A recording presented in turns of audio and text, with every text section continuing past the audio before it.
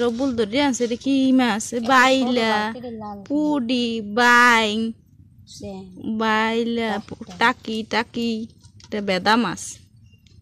তো এগুলা দিয়া কচুর শাক রান্না করা হবে আজকে। দুধ কচু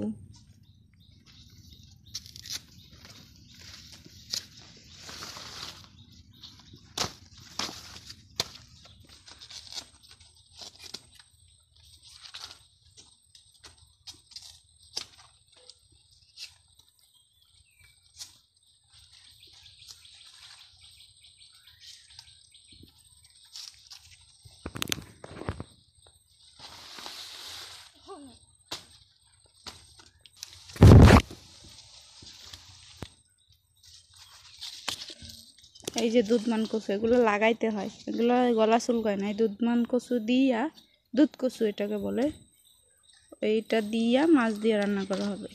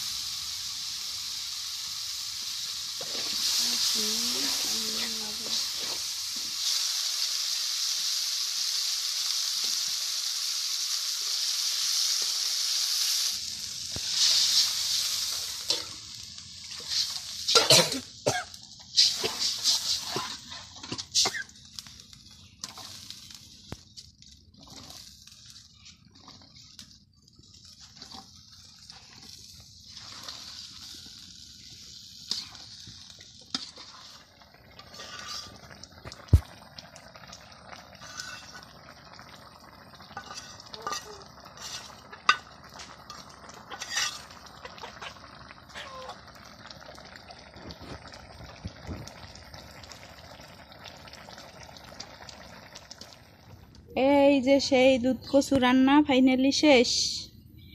এই যে গুঁড়া মাছগুলো এমনি কষাই দিছে, এগুলো কষাই দেওয়া যাইতো, কিন্তু এগুলো হচ্ছে বেলে মাছ, কষাইতে গেলে ভেঙে যাবে, সেই জন্যে এগুলো ভাইজে দেওয়া হয়েছে। এটা খেতে খুবই ভালো লাগে এই দুধ কচু। এটা যে কোনো মাছ দিয়ে রান্না করা যায়। এটা আপনারা এভাবে কিন্তু রান্না করে দেখতে পারেন, খেতে অসাধারণ লাগে। তো এটা হচ্ছে পাশের বাড়ির ভাবি রান্না করছিল দুধ কচু, চিংড়ি মাছ দিয়ে জোড়া জোড়া করে রান্না করছিল।